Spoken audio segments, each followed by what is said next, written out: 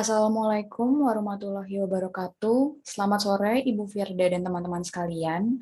Kami dari kelompok 2 akan memaparkan hasil diskusi kami terkait dengan penerapan manajemen akuisisi talenta pada sektor publik. Dalam diskusi kali ini, kami mengambil studi kasus dari Kementerian Keuangan dan Pemerintah Provinsi Jawa Tengah. Berikut merupakan anggota dari kelompok 2. Yang pertama ada Aulia Nurul Kisti, yang kedua ada saya sendiri, Krismaida Leonita, yang ketiga ada Nadia Raja Guguk, yang keempat ada Sylvia Niatseni, dan yang terakhir ada Yemima Katrin.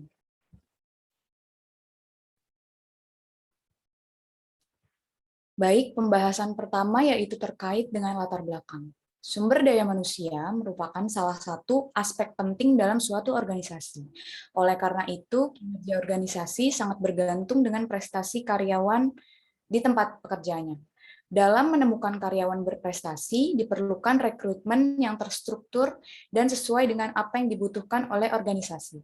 Setelah mendapatkan karyawan terbaik, terdapat dua konsep yang dapat diupayakan untuk meningkatkan kinerja dan prestasi kerja karyawan, yaitu yang pertama, pengembangan SDM berbasis kompetensi, dan yang kedua, pengembangan SDM berbasis bakat. Untuk mewujudkan hal tersebut, diperlukan strategi yang tepat. Salah satu strategi yang digunakan adalah strategi manajemen akuisisi talenta. Rumusan masalah yang kami angkat dalam diskusi kali ini, yang pertama adalah apa yang dimaksud dengan manajemen akuisisi talenta, dan yang kedua adalah bagaimana penerapan manajemen akuisisi talenta di pemerintahan Indonesia dengan studi kasus Kementerian Keuangan Provinsi Jawa Tengah.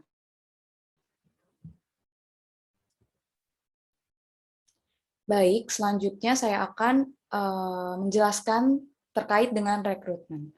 Pada slide ini, pastinya teman-teman sekalian sudah tidak asing lagi dengan istilah rekrutmen.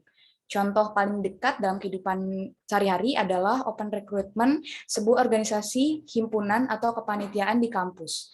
Secara tidak langsung, kita sudah ikut serta dalam proses rekrutmen.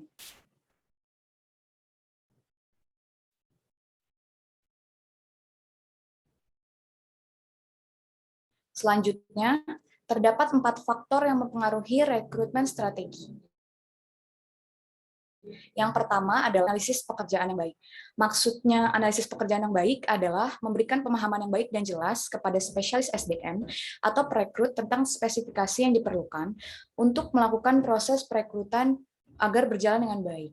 Yang kedua adalah pengetahuan tentang spesifikasi pekerjaan. Di sini perekrut memutuskan apakah kumpulan dari kandidat bisa dihasilkan sesuai dengan kebutuhan organisasi. Yang ketiga adalah penentuan ruang lingkup rekrutmen. Penentuan ruang lingkup rekrutmen dipengaruhi oleh pentingnya posisi bagi keberhasilan akhir organisasi. Jadi harus ditentukan apakah organisasi membutuhkan karyawan dengan ruang lingkup yang kecil atau ruang lingkup yang besar. Dan yang terakhir adalah standar pemanfaatan kesempatan kerja yang setara saat ini di dalam kota, di mana HRD harus menargetkan strategi rekrutmennya untuk mengamankan kumpulan kandidat yang lebih kuat dari berbagai latar belakang yang ada. Selanjutnya, terdapat 4 tujuan dilaksanakannya rekrutmen. Yang pertama adalah mengumpulkan sebanyak-banyaknya pelamar sesuai dengan kualifikasi dari kebutuhan organisasi. Yang kedua, menyisihkan pelamar-pelamar yang tidak tepat dan memfokuskan pada calon yang akan dipanggil kembali dengan kualitas yang terbaik. Yang ketiga, pengetahuan tentang spesifikasi pekerjaan memungkinkan perekrut untuk memutuskan apakah kumpulan kandidat dapat dihasilkan secara memadai dari pasar tenaga kerja lokal di daerah tersebut. Dan yang terakhir adalah untuk memenuhi tanggung jawab perusahaan dalam upaya menciptakan kesempatan kerja. Selanjutnya adalah dasar-dasar perekrutan. Menurut Handoko tahun 2008, ada 5 dasar rekrutmen. Di antaranya yang pertama, job analysis atau analisis jabatan. Yang kedua adalah job description atau uraian jabatan. Yang ketiga adalah job specification atau persyaratan jabatan. Yang keempat ada job evaluation atau penilaian jabatan. Dan yang terakhir ada job classification atau penggolongan jabatan. Slide selanjutnya akan dijelaskan oleh rekan saya, Sylvia Hulu.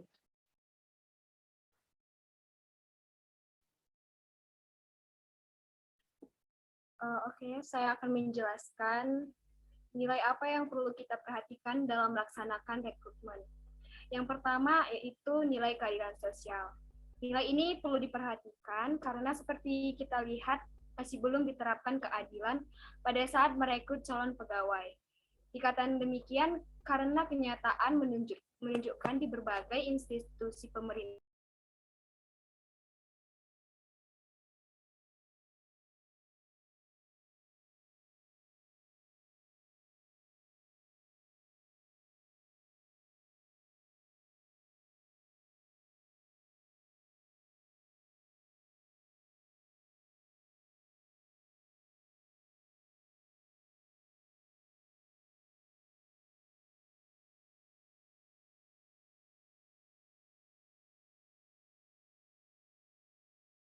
Baik, slide selanjutnya akan membahas tentang nilai yang perlu diperhatikan dalam melakukan proses rekrutmen.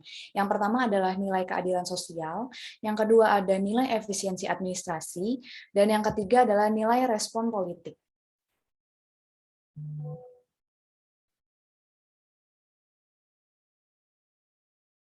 Proses rekrutmen. Rekrutmen sering dilakukan seolah-olah sebagai proses satu arah atau one-way process. Sesuatu yang dilakukan perusahaan untuk mencari calon-calon karyawan. Pendekatan ini dapat disebut sebagai teori rekrutmen pencarian atau prospecting theory of recruitment. Dalam prakteknya, calon karyawan dan manajer mencari organisasi sebagaimana halnya organisasi mencari mereka. Pandangan ini yang disebut dengan teori rekrutmen pasangan atau matching theory of recruitment, terkesan lebih realistik. Yang ketiga ada keberhasilan rekrutmen dari perspektif organisasi dan keberhasilan pencarian pekerjaan dari perspektif calon karyawan. Keduanya secara kritis tergantung pada penentuan waktunya. Terdapat kecocokan antara upaya rekrutmen organisasional dengan upaya pencarian kerja pelamar. Maka kondisinya dalam keadaan matang untuk bertemu.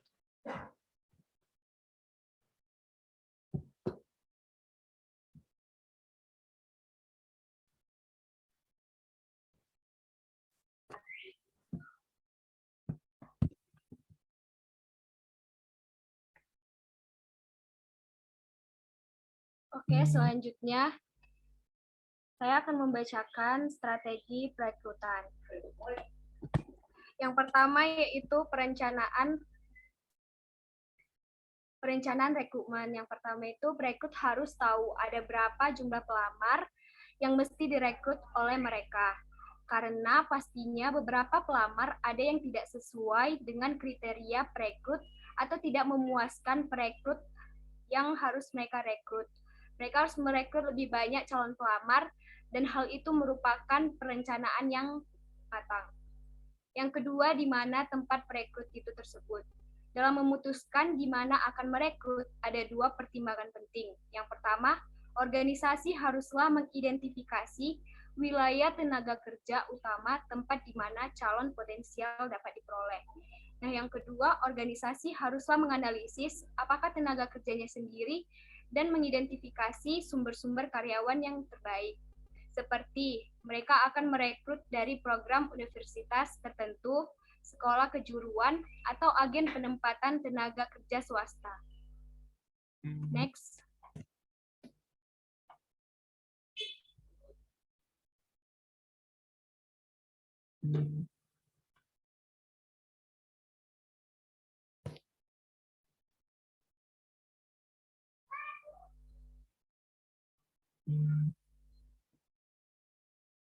Selanjutnya, saya akan membacakan sumber-sumber rekrutmen. Sumber rekrutmen itu ada dua, yaitu internal dan eksternal. Nah, yang pertama yang dibahas adalah sumber rekrutmen internal. Yang pertama itu, apa sih pengertian dari sumber calon pegawai internal itu? Itu adalah calon pegawai yang diambil atau dipilih dari dalam perusahaan itu sendiri untuk mengisi posisi atau jabatan tertentu yang sedang kosong. Nah, Sumber internal itu mempunyai keunggulan-unggulan. Yang pertama, memberikan motivasi yang lebih besar untuk kinerja yang lebih baik. Maksudnya itu adalah di mana pegawai dalam perusahaan berusaha lebih baik supaya mereka dapat menempati posisi yang lebih bagus atau naik tingkat dari sebelumnya. Yang kedua, memberikan kesempatan promosi yang lebih besar bagi karyawan. Sekarang perusahaan akan memberikan hadiah promosi pada karyawan yang pencapaiannya memuaskan perusahaan tersebut. Yang ketiga, meningkatkan moral kerja karyawan dan loyalitas organisasional. Yang keempat, memberikan kesempatan yang lebih baik untuk menilai kemampuan para pegawai tersebut. Dan dari sini pegawai perusahaan bisa menilai apakah dia layak untuk mengisi posisi kosong yang ditawarkan oleh perusahaan. Dan yang terakhir itu memungkinkan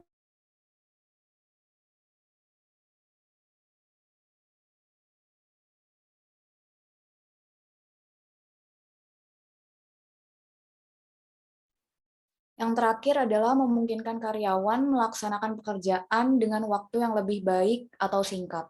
Selanjutnya adalah kelemahan dari sumber internal.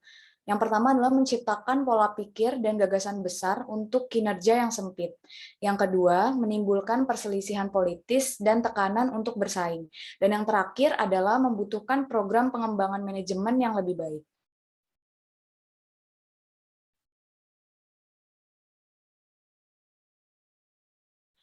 Selanjutnya adalah sumber eksternal.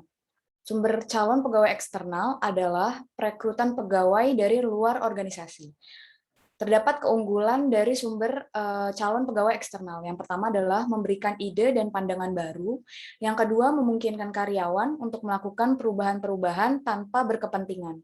Yang ketiga, tidak banyak mengubah hierarki organisasional yang ada sekarang. Yang keempat, memberikan kesempatan yang lebih baik untuk menilai kemampuannya.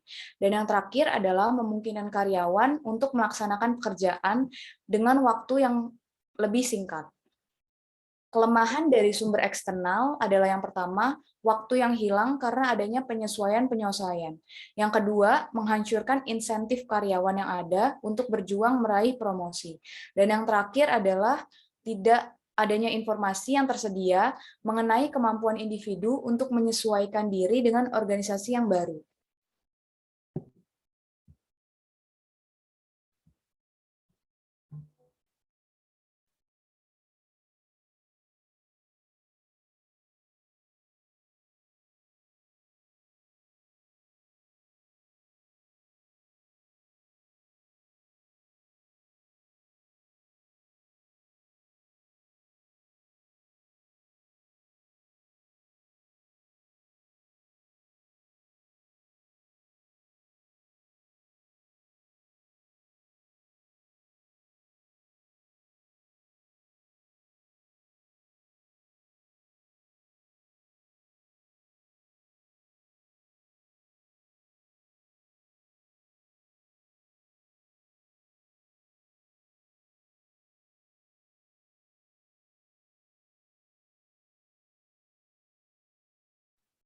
Selanjutnya adalah metode rekrutmen, yaitu metode eksternal.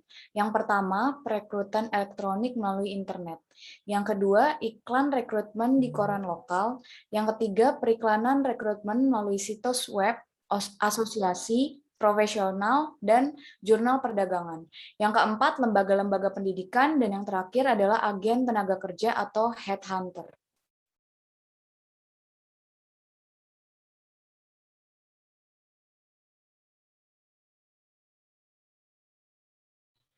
Selanjutnya, metode rekrutmen dari metode internal. Terdapat dua metode dalam metode internal. Yang pertama adalah rujukan karyawan dari mulut ke mulut. Yang kedua adalah pekerja kontingen sebagai teknik perekrutan.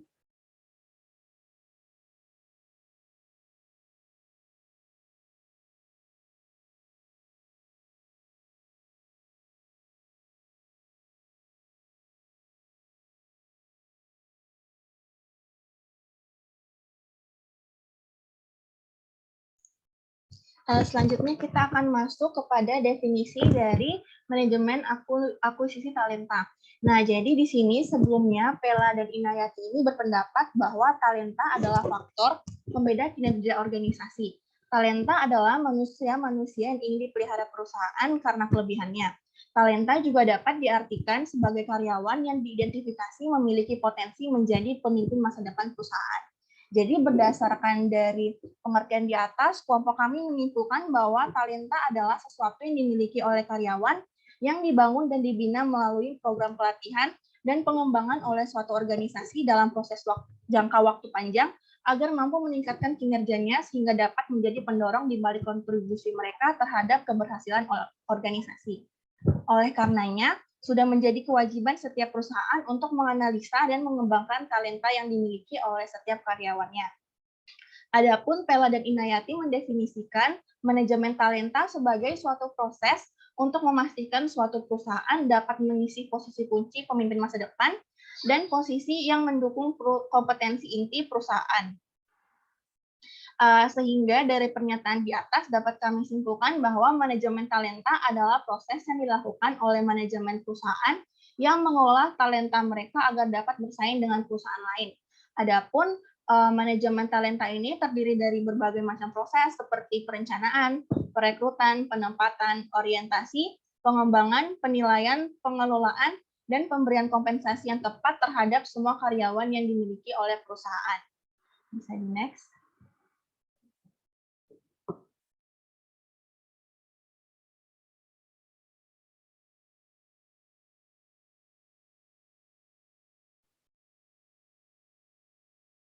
Oke, selanjutnya untuk tujuan manajemen akuisisi talenta, mohon maaf sebelumnya tidak bisa on-cam karena jaringannya kurang stabil. Jadi berdasarkan pendapat oleh Smilansky yang dikutip oleh Sukonco pada tahun 2016, tujuan dari manajemen akuisisi talenta itu terdiri dari 10. Yang pertama adalah untuk mengembangkan tim unggulan yang terbaik dalam kondisi bisnis yang penuh persaingan. Yang kedua, untuk memperoleh calon pengganti untuk posisi kunci eksekutif. Yang ketiga, untuk memungkinkan adanya saling pengisian antar eksekutif dari berbagai latar belakang fungsional, geografis, dan bisnis, sehingga dapat mengembangkan inovasi dan memanfaatkan sebaik mungkin sumber daya internal yang ada dalam perusahaan. Yang keempat, untuk mengembangkan peluang karir yang diperlukan yang dapat mempertahankan dan menarik eksekutif terbaik. Yang kelima, untuk membangun budaya yang mampu mendorong eksekutif terbaik menunjukkan kinerjanya di puncak potensinya. Yang keenam, memastikan peluang karyawan bertalenta meningkat dengan cepat. Next. Yang ketujuh, untuk memastikan adanya peluang-peluang bagi karyawan yang paling bertalenta untuk dapat meningkatkan talentanya dengan cepat dari tingkat bawah menuju tingkat atas. Yang kedelapan, agar dapat mempromosikan keragaman eksekutif dalam posisi kunci. Dalam hal ini, keragaman eksekutif yang dimaksud adalah keragaman berdasarkan jenis kelamin, latar belakang, etnis, dan usia dalam posisi kunci yang mencerminkan karakteristik pelanggan dan kelompok talenta yang luas. Yang kesembilan adalah untuk dapat menyusun proses asesmen karyawan berpotensi yang hasilnya dapat melebihi perspektif manajer karyawan tersebut. Yang ke-10 adalah untuk membangun rasa memiliki perlunya karyawan bertalenta untuk membuka peluang yang tidak terbatas bagi karyawan yang istimewa dan mengembangkan karyawan untuk kepentingan perusahaan. Selanjutnya. Oke, selanjutnya adalah pembahasan mengenai tahap-tahap manajemen akuisisi talenta. Dalam hal ini, tahap manajemen akuisisi talenta itu terdiri dari 3 tahap atau 3 fase, yakni rekrutmen, penyaringan kandidat, dan wawancara seleksi. Yang pertama, rekrutmen. Dalam fase ini, dibutuhkan pengetahuan tentang keterampilan, pengetahuan, dan kemampuan yang diperlukan untuk posisi yang dibuka. Dengan demikian, perekrutan yang efektif adalah perekrutan yang membutuhkan proses perencanaan yang baik sebelum dilakukannya pencarian bakat. Kurang lebih, dalam perekrutmen tadi sudah dijelaskan secara lengkap dan detail untuk awal presentasi tadi. Selanjutnya akan dijelaskan oleh teman saya, Yemimah.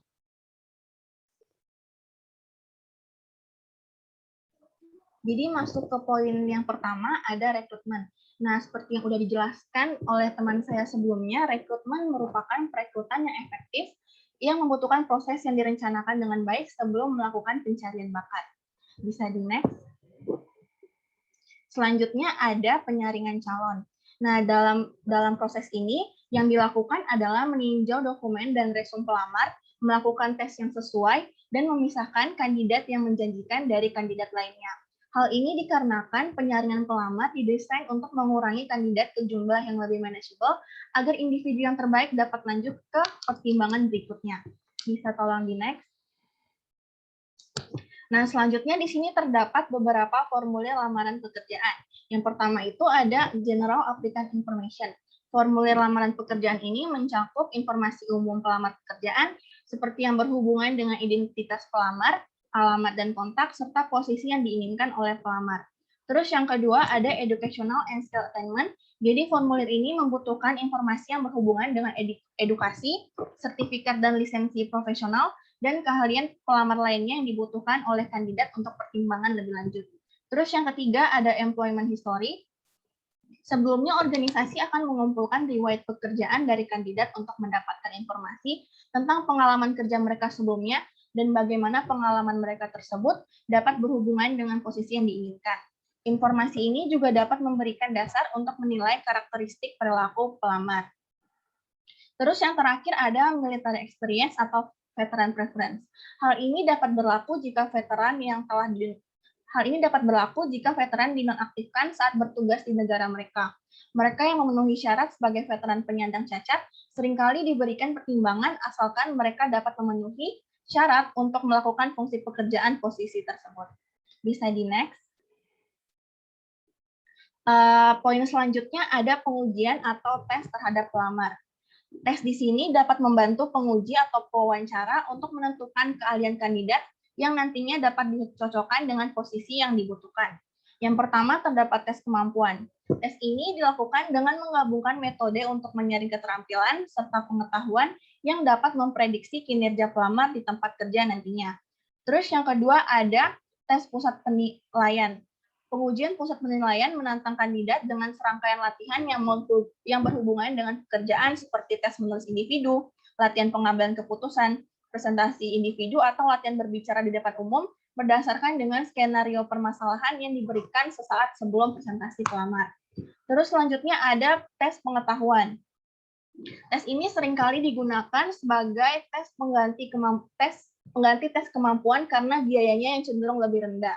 Dalam tes ini, pertama-tama penguji akan menentukan apakah pelamar memiliki lisensi atau sertifikat yang sesuai dengan pekerjaan yang nantinya akan dilamar.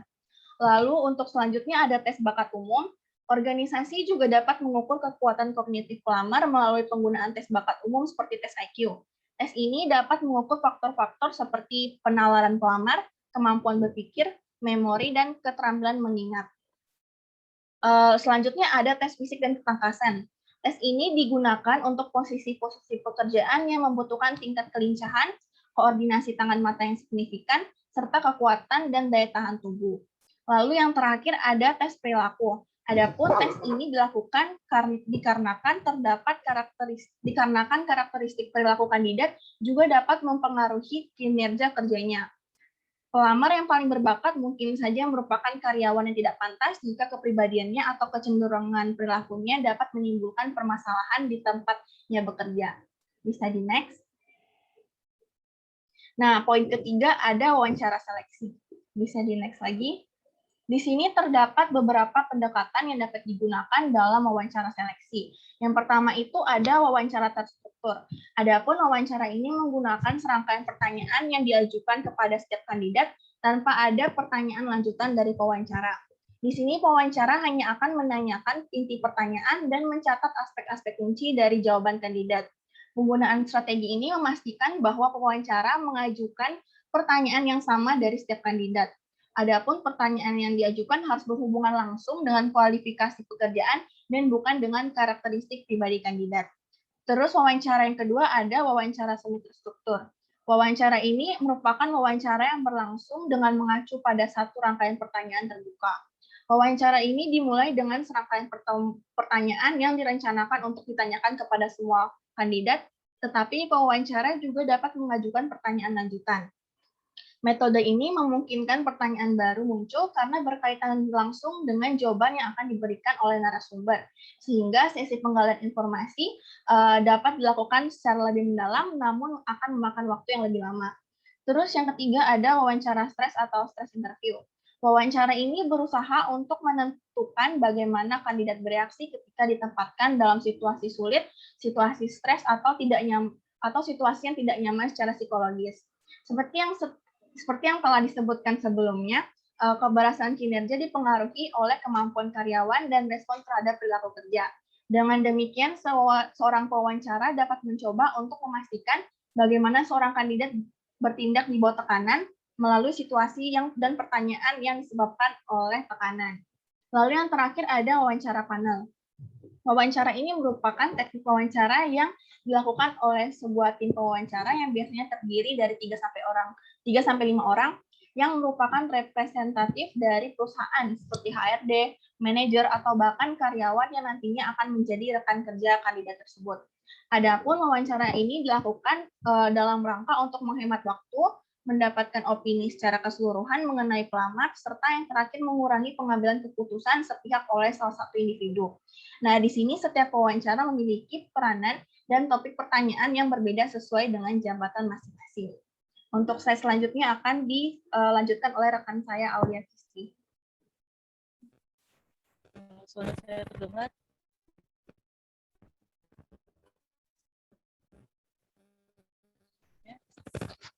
Halo? Halo, suara saya terdengar?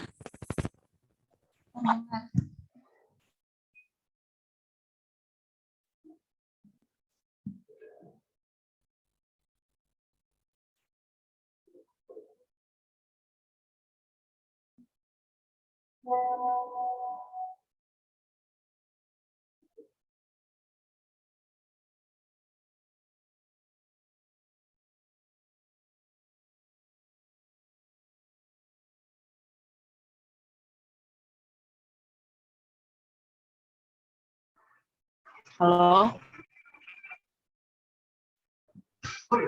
Bentar dulu. Sudah masuk. Udah terdengar ya?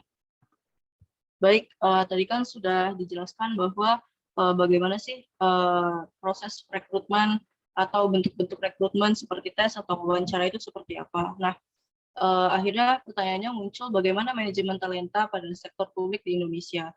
Jadi pada dasarnya manajemen talenta pada sektor publik itu diatur oleh Kementerian Pendayagunaan Aparatur Negara dan Reformasi Birokrasi atau PAN-RB pada Peraturan Menteri PAN-RB nomor 3 tahun 2020 tentang manajemen talenta aparatur sipil negara atau ASN. Nah, regulasi ini mendukung ASN untuk memiliki performa dan kompetensi tinggi agar terus dikembangkan sehingga mendukung pembangunan nasional.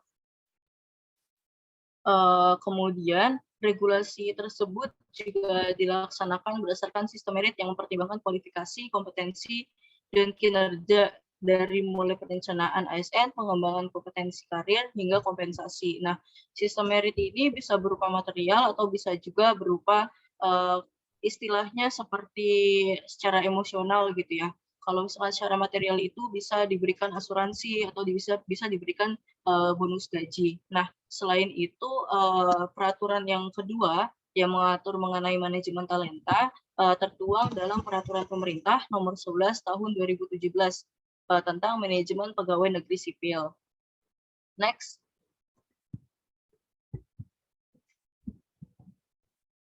Ya. Kemudian kelompok kami menemukan manajemen talenta yang dilakukan oleh Kementerian Keuangan di Jawa Tengah.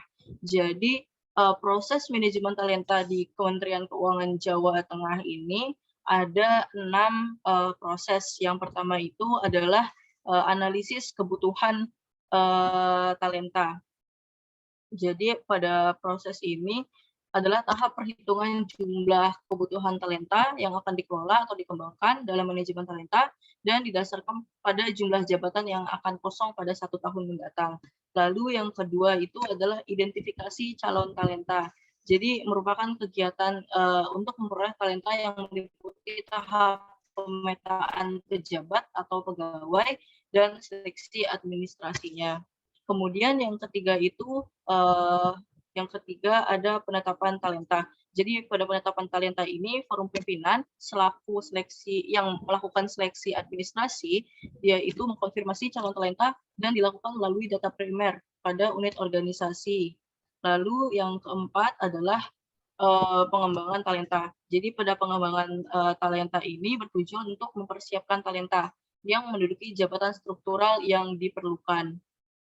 Jadi jabatan struktural ini kan dia seperti promosi ya, atau jabatan yang dia sifatnya lebih tinggi atau posisinya itu lebih tinggi. Jadi sebelum dilakukan promosi jabatan itu, dia harus dites dulu gitu dari manajemen talenta ini, apakah dia memenuhi kriteria yang sudah dibuat oleh organisasi sebagaimana yang mereka perlukan gitu. Yang kelima adalah retensi talenta, yaitu sarana untuk meningkatkan motivasi dan komitmen talenta agar menunjukkan kompetensi dan kinerja optimal dalam proses manajemen talenta ini. Nah, yang terakhir ada evaluasi talenta, yaitu pengukuran kesiapan talenta yang dianggap strategis oleh Kementerian Keuangan ini.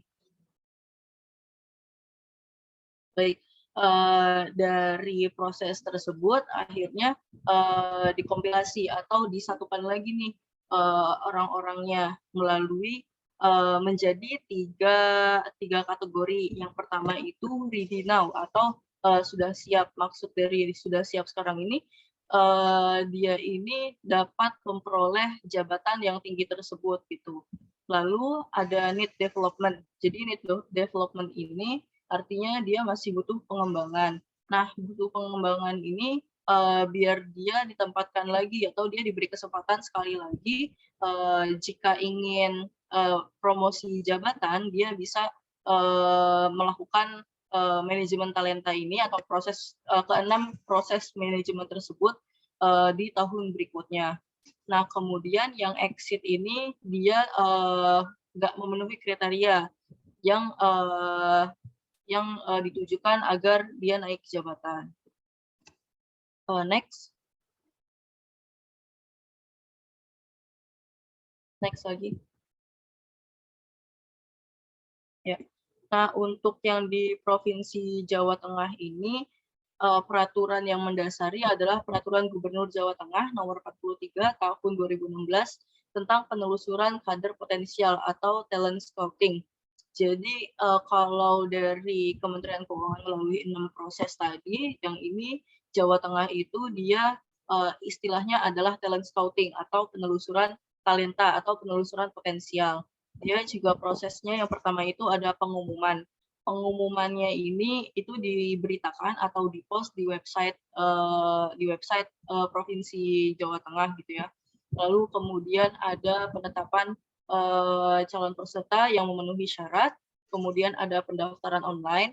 Nah, PNS yang memenuhi syarat ini boleh mendaftar dari pendaftaran tersebut gitu. Nah, kemudian ada seleksi administrasi, kemudian ada seleksi analisis problem. Jadi bentuk dari seleksi analisis problem ini bisa melalui pembuatan makalah secara serentak gitu. Jadi dia diberikan sebuah problem ya, nanti mereka akan menjawab dalam bentuk makalah gitu. Bisa juga dia dalam bentuk penilaian tim independen yang dibuat oleh Provinsi Jawa Tengah. Juga bisa dilakukan setelah hal tersebut dilakukan, nanti hasilnya akan di-post di website atau diumumkan melalui online. Kemudian ada seleksi kompetensi. Nah, next. Nah, ini maksudnya dua kategori kesiapan ya, dua kategori kesiapan dari proses manajemen talenta pada Provinsi Jawa Tengah itu ada dua, yaitu memenuhi syarat dan kurang memenuhi syarat. Kalau yang memenuhi syarat, yaitu nanti akan dimasukkan ke talent pool atau kolam talenta gitulah istilahnya, yang dia itu sesuai dengan peminatan yang diinginkan. Jadi peminatannya itu ada di pemerintahan, ada di pembangunan, ada di perekonomian, ada di kesejahteraan, pendidikan, kesehatan, dan administrasi. Seperti itu. Sekian dari kelompok kami. Jika ada kesalahan, mohon dimaafkan. Dan nanti dilanjut dengan sesi jawab dari pertanyaan teman-teman yang udah di-post di grup.